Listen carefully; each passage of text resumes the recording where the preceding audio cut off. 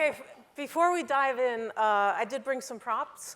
As you can imagine right now, it's kind of a nail biter up there. In fact, Florida is really a nail biter. Florida. Always Florida. So one thing that I just wanted to tell you, for the last few weeks, we've been trying to think about headlines. As you probably know, we end up publishing extra papers on the day after election because a lot of people like to keep the paper. So this one is what we did in 2008, which we ended up selling about 250,000 extra papers. And that's real money, by the way. And people lined up to buy it. So we've been talking, our best headline writers, our executive editor, and all of the editors on the desk have been thinking, whatever the eventual outcome, how do we capture the day, the history? I did bring you, if you want to see it, the early edition of the paper for tomorrow, which is just a very neutral, they're voting. And in one of my more exhausted moments, forgive me for saying, this is off the record, right? That, regardless of who wins, we should just have a simple headline, wrong. So, but anyway, that's what's going on right now. And like I said, you should know that Florida, which I do think going into this morning, based on the early vote, Clinton was quite confident, the Clinton camp was quite confident that they had about a 3-point lead. Right now, it is literally about 100 votes. It's going back and forth. So Trump is doing quite well in areas where Romney did well, but he's collecting higher margins, especially in some of those more economically depressed areas. So whether Clinton's lead in the Latino areas can offset that is a question. Anyway, that might be more than what you wanted to know, but this is where we are right now, and that's why things seem very much to be up in the air. And it leads us perfectly to our closing thoughts, doesn't it, Carolyn, about what we've learned from this race? What we've learned. I've covered politics for a long time, and I've always felt like campaigns, ultimately, though we pay a lot of attention to the candidates, they're really not about the candidates, they're about the country. And that's one of the ways that the New York Times tries to capture an election and tries to do something more comprehensive. And what I really noticed when we started getting the results, even from the early voting, you see this division in the country, and it's not the divisions that we grew up thinking about, like north-south. There are new divisions, and what it really seems to me to be is people who feel invested and maybe lifted up by where the country is going, the sort of multiculturalism, the feminism, the globalization of the economy, the technological innovations in the economy, and people who feel left behind by that. And I feel like when you look at a map, and I would urge you to look at some of the results pages that we're putting together, which are amazing, you really start to see the thriving, rising America and the declining America. And it really jumps out to me, and it feels like those people who feel like they're prospering are going, even if they are immigrants and of a lower socioeconomic background, if they feel like they're being lifted up, they're going for Hillary Clinton. And if they feel like they're being left behind, they're responding to Donald Trump. And I think, Carolyn, we learned something else in this campaign and in this evening about kind of new fault lines and old fault lines. I think we always think of the old fault line as urban versus rural, and that exists in this race. I think one of the new and really fascinating ones that's played out with Hillary Clinton and Donald Trump is educated versus non-educated. I mean, the educated vote is with Clinton, college-educated, versus non-college-educated, by and large, with Trump. And of course, as you mentioned, the old economy versus the new economy. Are you part of a manufacturing base that's withering and evaporating, or are you part of the new economy, which is going on in this building, by the way?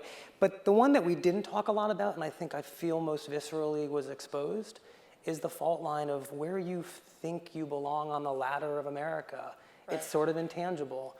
There are a lot of immigrants in this country who have service jobs, and they're full of hope. And then the same white American male might have that job, and they feel totally hopeless. That's exactly right. It's sort of, part of what's going on is a sense of expectation versus result, and a sense that power is shifting in this country from where it was to where it's going. And essentially, you're right, that a white working class person and a new immigrant could have the same job, but their expectations are very different.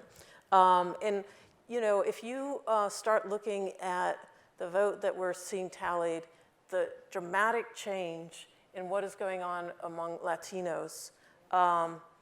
I just brought some statistics for you to understand, because this feels like a very accelerated part of how the country's changing.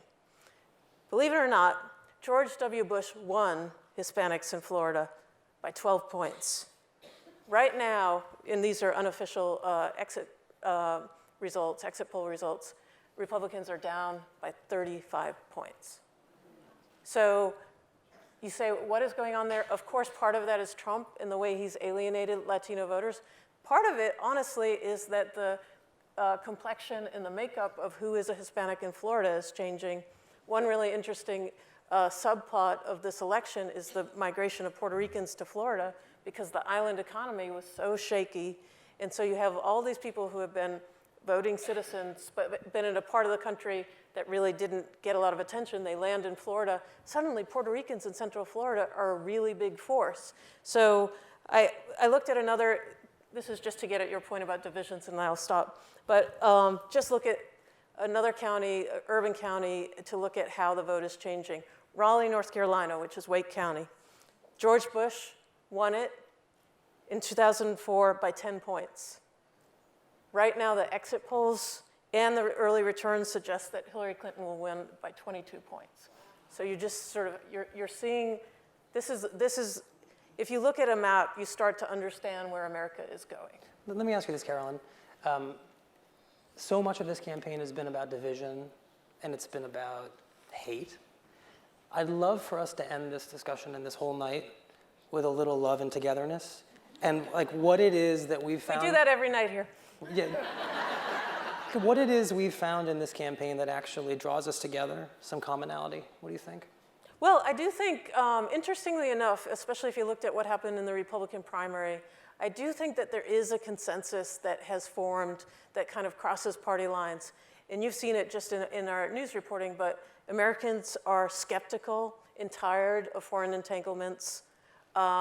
They are, I think, wary and worried about their own economic futures. And as a result, I mean, you've seen the same polls that I've seen, but they're more supportive of a safety net.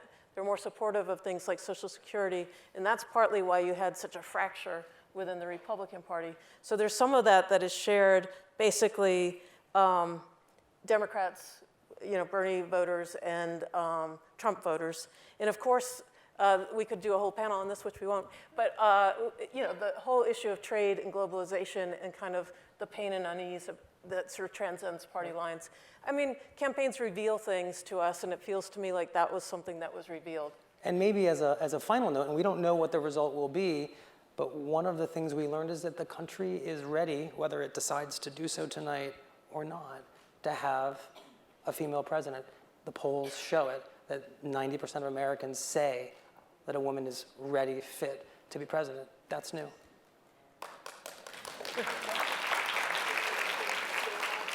It's been a long night. It is only going to get longer. We have hours to go until we know who is the next president of the United States. But not here in this room. Exactly. So Time for some please alcohol. join us and let's go get a drink. And thank you for coming to the New York so much Times for being with for us. Election Night Live.